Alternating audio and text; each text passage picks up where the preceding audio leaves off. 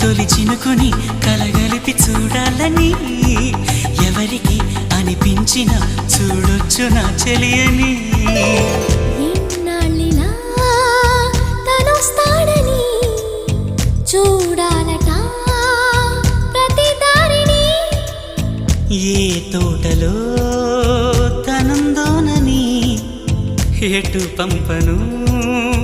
నా మనసుని